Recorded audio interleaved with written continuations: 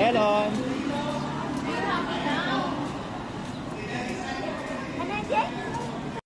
For today's video, merong excited na batang first time makakapunta ng Manila Ocean Park. At ako yun. Actually, bumili na kami ng ticket in advance sa Klook, kaya pagpunta namin, diretso na kami sa entrance. Pagpasok mo sa loob, bubungad sa iyo yung Christmas decorations ng Manila Ocean Park, including na rin itong napakalaki at napakakulay na Christmas tree.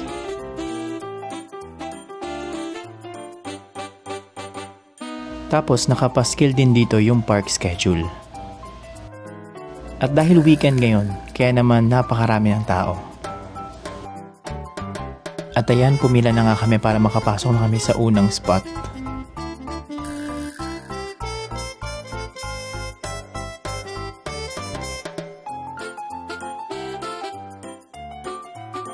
What's this? A jungle! Jungle trip!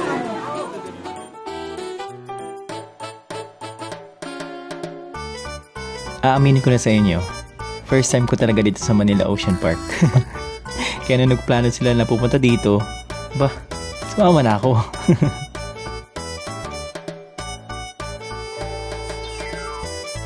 Nakatawa lang pagmasdan yung mga iba't ibang kulay ng isda, tapos mga iba't ibang sea creatures, at ito bonus pa naabutan namin na nagbe-mate tong seahorse. Tingnan mo to, alam niya atang pipicturean siya. Tsaka ito, lalaki ito ata to correct me if I'm wrong. Kahit na maraming tao dun sa pila, pagpasok mo sa loob, may space pa naman para makapaglibot-libot ka. Dito naman sa part na to, dito yung pwede kang maglakad sa ilalim ng tubig. Tapos may kita mo yung mga fish na nagsiswim, iba't ibang klaseng isda. Tapos tong stingray, nakala ko nag-smile sa akin. At syempre, hindi mawawala ang hari ng karagatan.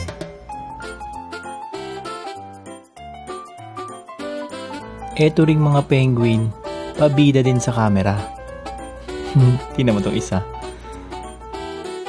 Dito talaga ako nabuisit sa isang to kasi akala ko tatalon.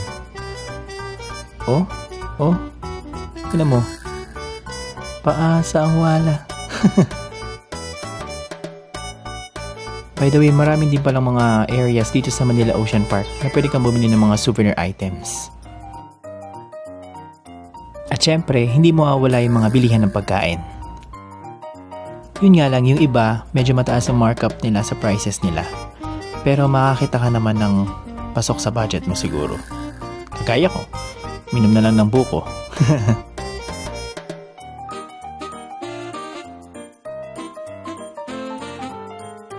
Tapos ito, mga jellyfish. Sana naman, jellyfish yan.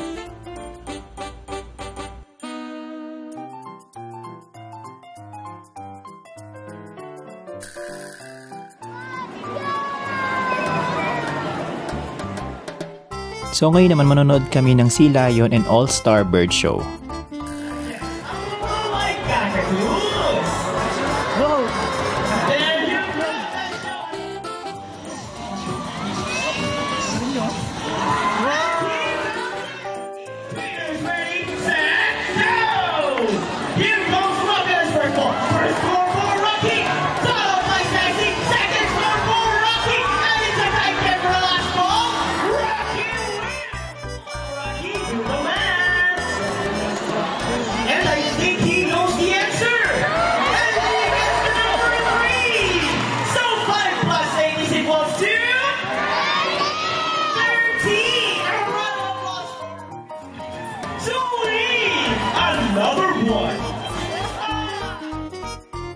Ang nakakatuwa sa show na to, after ng mga animal acts, merong pabilin yung mga facilitators. Save the environment, save the animals.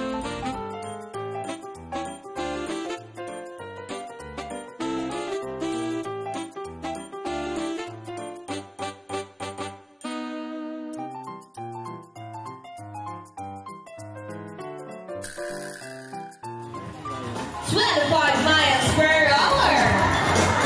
Oh, look at that. That is so fast.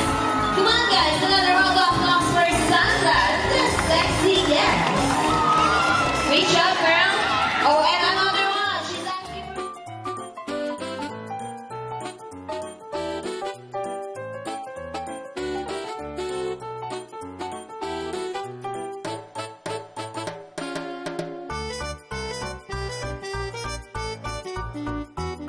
Mga danceries yung mga Sea Lions.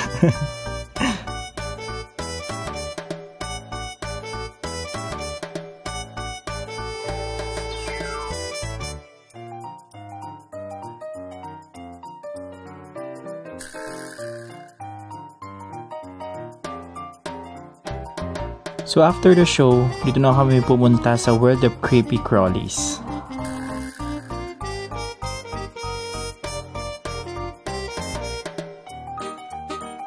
Dito naman, pwede kang makakita ng iba't ibang uri ng spiders, frogs, lizards, ata, turtles, snakes, spiders ulit,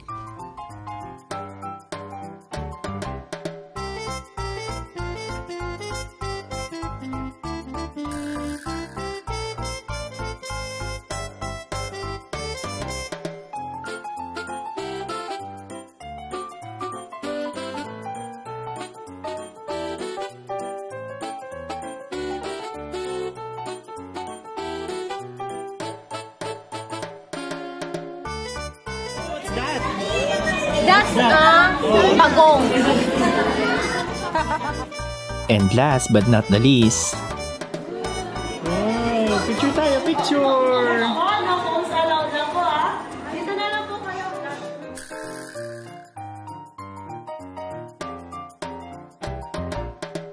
Habang nandito ako sa Manila Ocean Park, narealize ko na ang sarap maging bata muli. Yung pagkakaroon ng inosenteng pag-iisip at sa mga simpleng bagay, yung namamangha ka. Yung meron kang sariling superhero na ipagtatanggol ka sa lahat ng mga masasamang kalaban. Yung mga panahon na okay lang kahit magmukha kang ewan, kagaya niyan. At syempre, yung mga panahong pwede pang matamis ang lalantakan. At ngayong araw natuwa yung batang ako. Yun lang, bye!